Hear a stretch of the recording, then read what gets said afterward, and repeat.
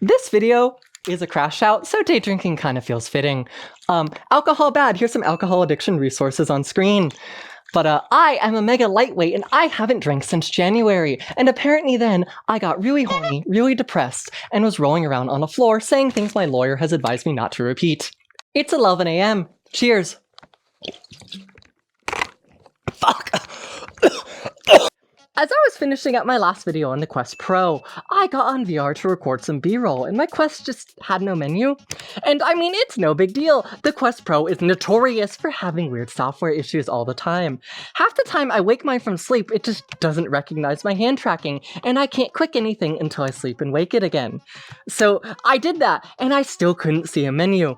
I fully restarted the Quest, and I was hit like an isekai protagonist with the unintuitive, illogical, and inefficient Tech Pro fever dream equivalent of a bus that is the Meta Quest Pro software version 2.1.1025. My Quest Pro updated without my consent.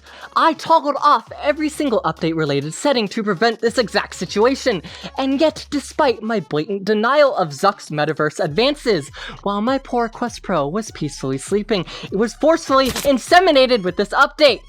The Quest Pro is less than 4 years old. Makes sense! Well, abortion is illegal, so what's the new update like?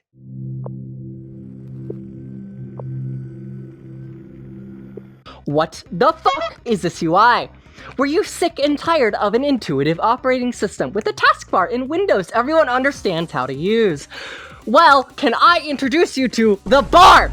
Good luck even finding it, but once you do, you can grab here to move it to a spot you won't find later. By the way, this is your taskbar. No, you can't pin your apps to it. Why would you want that? No, there's no Wi-Fi or battery quick settings on it. Why would you want that? We gave you one button, that's all you fucking need.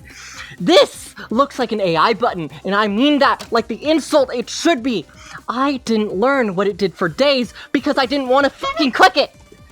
But once you do, it takes you to the app drawer. You know when you click the All Apps button on an Android device and it brings you to this cluttered mess? Congrats! That's now your taskbar. I wish I was joking! It's a cluttered mess with every app you have installed on the Quest, including the ones you can't uninstall. Oh, but at least you can pin apps to the top of the cluttered mess. I cannot fathom how this got past a single QA tester. Hundreds, maybe thousands of people had to greenlight this.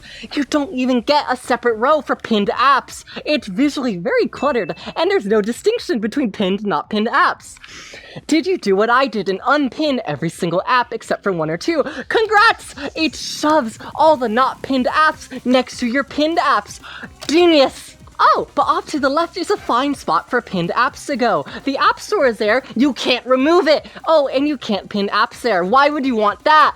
Oh, and that bottom bar, you can't pin apps there either. But there's a social button you will never click. $1.7 trillion market cap, by the way.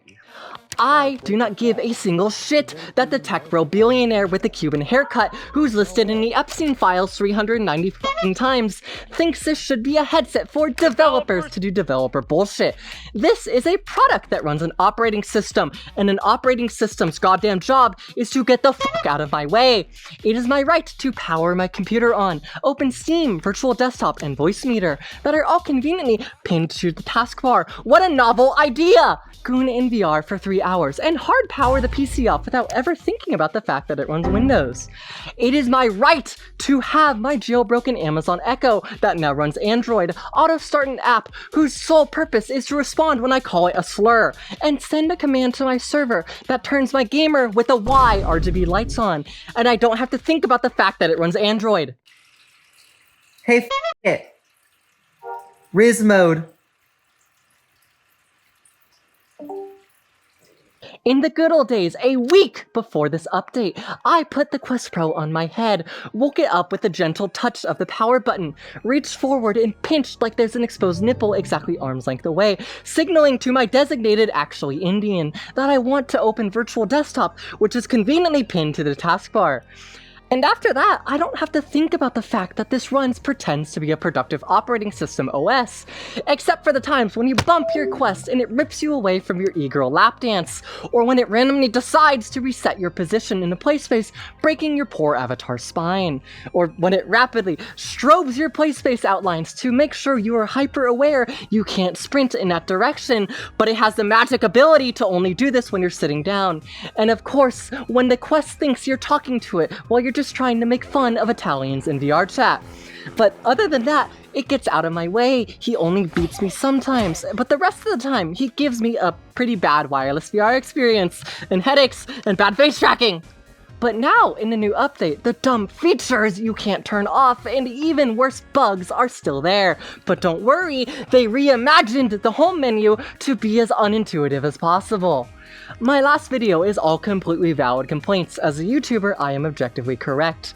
Am I blowing up over a dumb UI update? Absolutely. Am I mad it now takes me 2 clicks to open virtual desktop instead of 1? Yeah. But for one, this update is objectively bad, and it's just the principle of it. I turned off auto updates. I did not consent to this, and yet they forced it on me, even though I'm not a child. I thought I was safe from the billionaires. There's a fun way of thinking I encourage you all to try. Think of software in terms of consent. Website hijacking the back button to try to prevent you from leaving the site. I don't consent and I want to leave. Windows showing you the OneDrive backup screen. You can't exit without asking for it again. Yikes! A device updating, even though you told it to explicitly not. I didn't fucking consent to that. Will it change anything? No, but it really makes you realize how maybe it isn't okay for our devices to have dark patterns, force us to do things we don't want, and change the agreements after the purchase. I purchased this device. It is my device. I decide how to use it, what it shows me, and how I modify and repair it. But of course, companies don't respect that. Some companies have earned the honor of leaving auto update on, but Meta has actively shown they cannot be trusted with auto update on. Half the posts on r/Quest Pro are about how for months and months, Meta released update after update that messed up the tracking, wireless connectivity, and controllers on the Quest Pro. I've been seeing these posts for months, so when I switched to the Quest Pro headset, the first thing I did was disable auto update, because my Quest was working and I wasn't gonna risk letting an auto update ruin it for me, like it has for so many other people. But they went behind my back, directly against my denial of consent, and updated anyway. I'm honestly surprised they haven't screwed over hand tracking users like me. I use index controllers for VR because they're just better, and I'm too lazy to grab my Quest controllers when the Quest throws a fit, so I just use a hand tracking.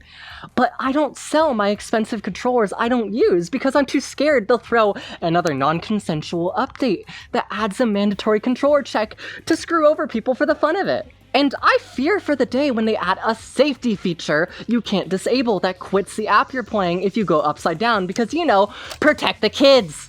And maybe these scenarios are dumb, but what has Meta done to earn my trust? Nothing. So I was gonna have a part of the video explaining how to block your Quest from accessing the internet while still being able to stream locally using Steam Link or Virtual Desktop. And this isn't an unusual thing to do. I have a separate Wi-Fi network for IoT devices, and they behave just fine not being able to access the internet. But no! Even though it has great communication to my Wi-Fi, because it can't access the internet, the Quest throws a fit and disconnects and reconnects to my Wi-Fi over and over. Yes, I tried the solutions that come up when you Google it. They didn't work, but I will succeed in lobotomizing this fucking Quest. Not only because I can't trust it to not auto-update anymore, but to also block it from sending God knows what data back to Meta. Subscribe and stay tuned for the next video where I figure out and explain how to lobotomize this fucker. Oh, and by the way, hiding features, especially risky ones, behind a developer mode is fine, but having to make an organization and special dev account is dumb. F you, Meta. I hate this headset, and I really do appreciate all the suggestions in the comments, but I don't have several $1,000s to waste on headsets I probably won't like. Valve, please release the Steam Free, please! Anyway, go sub to my family or Patreon or something. This is a threat. Twitter, Twitch, and Discord are all in the description. And please, feel free to tell me in the comments how much you hate drunk Halfy crash outs. Speaking of which, I'm also reminded why I don't drink. In the script I wrote I feel like shit, because I usually feel like shit when I drink, but I actually feel great right now, and I think that's more of a problem. Anyway, I'm gonna go record gay porn or something. Give me money, love y'all, bye! Is it obvious my voice is kind of fucked? Yelling that much sucks.